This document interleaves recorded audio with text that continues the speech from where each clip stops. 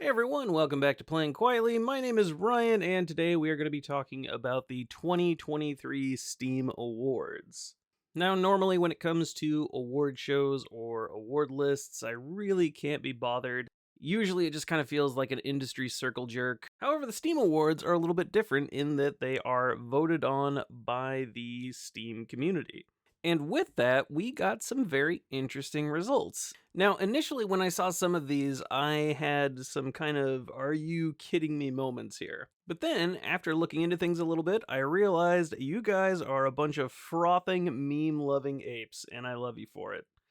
I think these awards are really indicative of how the overall gaming community is feeling about the industry as a whole. Now, our first category here is going to be Game of the Year, and to nobody's surprise, it is, of course, Baldur's Gate 3. There's not a lot I can say about this that hasn't already been said. Baldur's Gate 3 was one of those games that very rarely comes along that it introduces a much wider audience to what would normally be considered an extremely niche genre. I can't recall in the history of gaming where people basically across the board were talking about a CRPG of all things. I think we saw something kind of similar to this with Elden Ring, where I feel like the Soul genre had been becoming a little bit more mainstream, and Elden Ring really kind of helped crack that code for everyone else to really get into it. Whereas CRPGs, I feel, have really not been on most people's radar. Not only that, but it also took the CRPG genre and made it a little bit more accessible to your average gamer. I know that for a while I had been very intimidated by CRPGs, and Divinity 2 had really gotten me into them. And I feel like Baldur's Gate is kind of building on that system and really making it shine. In any case, I am really happy to see that Baldur's Gate has done as well as it has, that it has upset the industry as a whole as it has, and that maybe things are going to get better in the industry because of the raising of the bar that Baldur's Gate has done. Now, if we take a look at some of the finalists for the Game of the Year category, we can see a little bit of the memeage starting to slip in here with things like FIFA, and I dare say that Hogwarts may have been a bit of a meme vote to upset a certain category of people. However, we have some other finalists here, such as Resident Evil 4 Remake, which was fantastic. I absolutely loved it. And Lethal Company, which has really kind of taken the internet by storm. Next up is the VR Game of the Year, which I'm not really too qualified to speak on in that I've not really gotten too much into VR. Actually, my niece got a VR headset for Christmas, which I played for about 5 minutes, and that was the biggest exposure I've had to VR. She did get Gorilla Tag, which I played again for about 5 minutes. Um, so yeah, I mean, I really can't speak on VR Game of the Year. And next up, we have our Labor of Love Award, which is going to be our first meme winner of the day in Red Dead Redemption 2. Now, this winner is basically a middle finger to Rockstar for abandoning a game that everyone would really like to see some support for, in favor of supporting Grand Theft Auto 5, which I guess in Rockstar's defense is kind of a money printing machine for them, but there is still definitely a dedicated community for Red Dead Redemption 2, and it really sucks that it is being ignored. After that, we have our Best Game on Steam Deck award. Now, unfortunately, again, I'm not really able to speak too much to this one in that I don't have a Steam Deck. I'm in a position right now where a Steam Deck doesn't really make a lot of sense for me to get. I think it might be interesting just for the novelty of it, but I can't really justify spending the money on it when I don't really need it. That being said, Best Game on Steam Deck is an interesting category. What does it really mean? Does it mean that it runs well? Does it mean that it is a great game to play on the go? And if that's the case, I don't imagine that Hogwarts is really the best option there. This might feel a little bit memey to me, but I'm not sure. For me, a good portable game is something that can just be picked up and stopped basically at will. Something like Dredge makes a little bit more sense. Outlast Trials is an interesting pick. Brotato, maybe. Um, Diablo 4 does not belong in any game of the year category. Diablo 4 is garbage, and this is coming from someone who has spent a lot of time. I have literally thousands of hours in Diablo 3. I don't even know how many hours I have in Diablo 2, and I played Diablo 1 when it first released. I love Diablo. I love old school Blizzard. I hate Diablo 4. I hate what Blizzard has become. I hate what they've done to their franchises, and I hate that they have abandoned the PC in favor of controller based markets. So I guess in that regard, maybe Diablo 4 does belong to be on here if we're talking about playability. But beyond that, Diablo 4 does not belong on any game of the year list. It is garbage, it is trash. Um yeah, that's about all I can say about that. I'm getting a little bit heated here.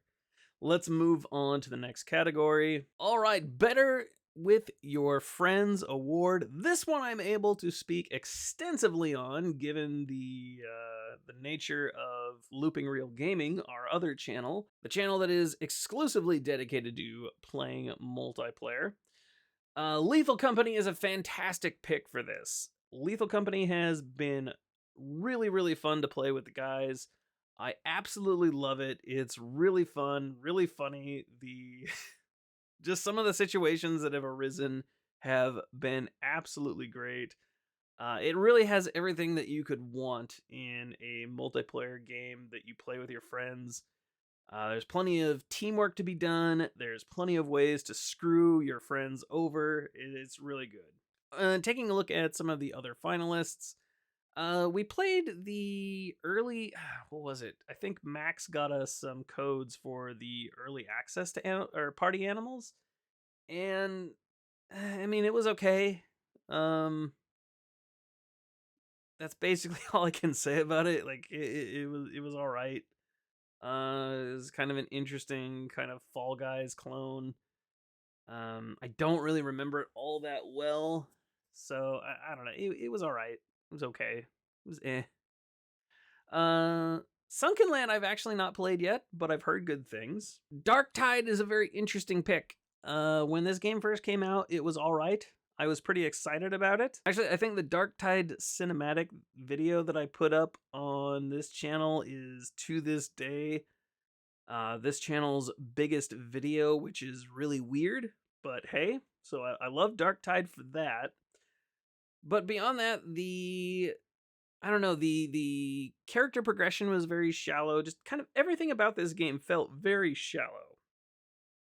And there was a lot of controversy over the way the game was monetized, over the prices of some of the cosmetics, and it really rubbed a lot of people the wrong way.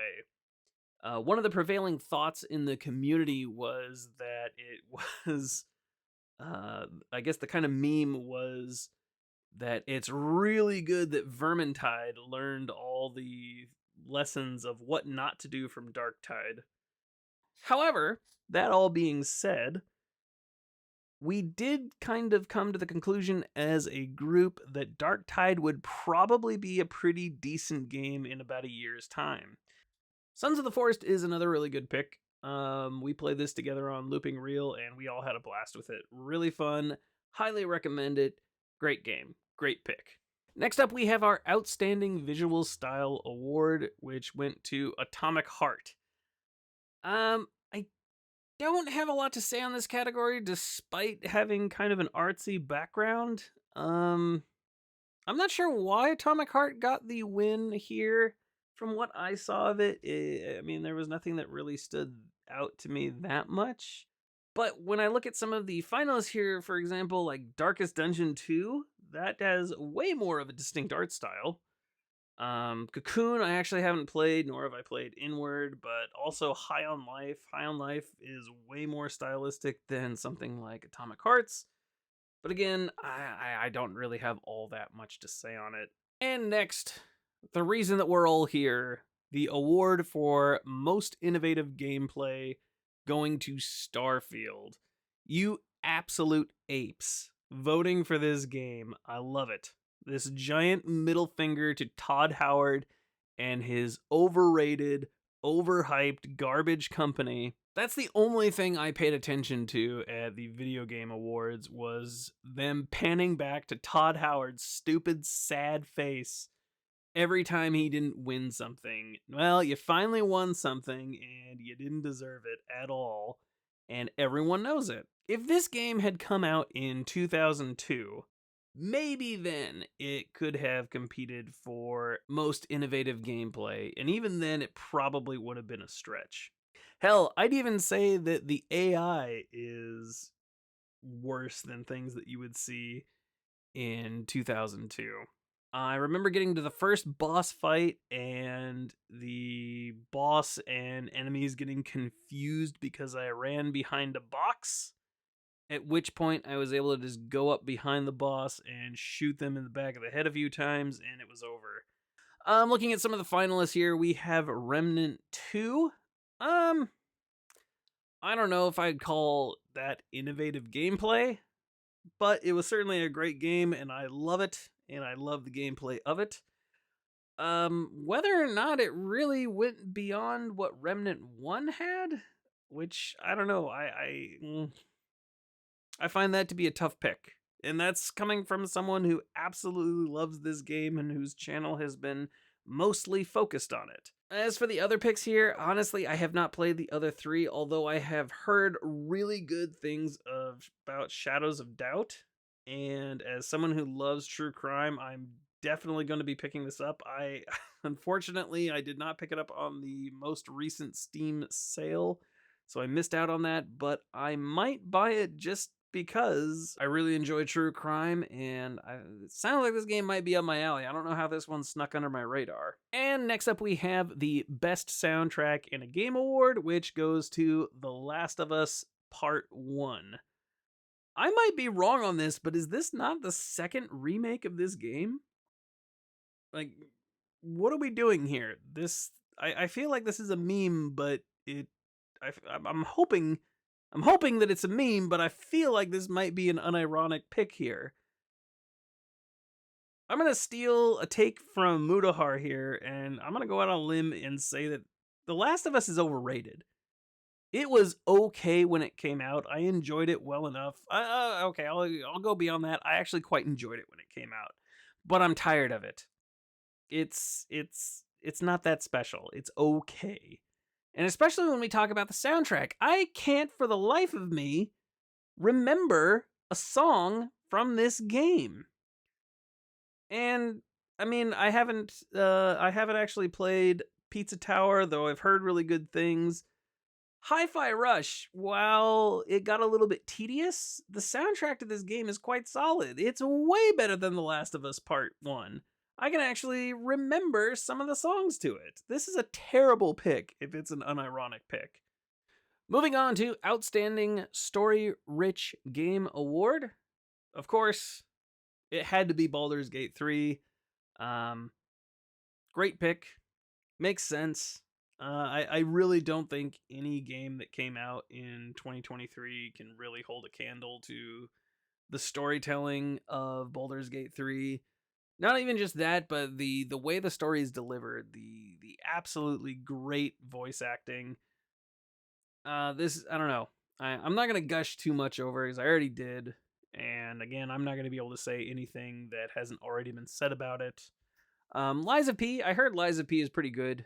I have not yet played it. I really don't have an excuse for not playing it, and I think it's free on Game Pass if I'm not correct, or if I'm not wrong on that. Resident Evil 4. I never really I wouldn't say Resident Evil 4 is a great pick for storytelling. Um, but sure, I guess. Jedi Survivor. I still have not given this game the time of day, being that it launched in such a broken state. So I don't know. I can't really say. I did hear that it was pretty decent in terms of the story. Actually, I really enjoyed the story of the first game. So I don't know. Maybe I'll have to go and check and see if this game is a little less broken now. You guys can let me know in the comments down below if it is worth a try. No idea what this is. You guys will have to let me know. Moving on. And the last award, the Sit Back and Relax Award, going to Dave the Diver. Great pick, great game. Really enjoyed it. It's been really, really fun. I'm not too deep into it, but it's been quite a good time. All right, and there you have it. Those are my ramblings on the Steam 2023 Game Awards. Again, some interesting meme choices, kind of a middle finger to Bethesda and Rockstar. I'm hoping, again, a middle finger to Naughty Dog, but we'll see on that one. I'm not sure. Beyond that, I don't have too much to say. Again, usually I think Game Awards are kind of a circle jerk for the industry, but since this one was voted on by Steam users, I don't know, I found it pretty interesting. Thanks guys for watching. If you found this video entertaining, hopefully I've earned your subscription. Don't forget to check back. Also, this is kind of a new style of video for this channel. If you enjoyed it, let me know. If you hated it, let me know either way. We will see you guys next time. Have yourselves a good one.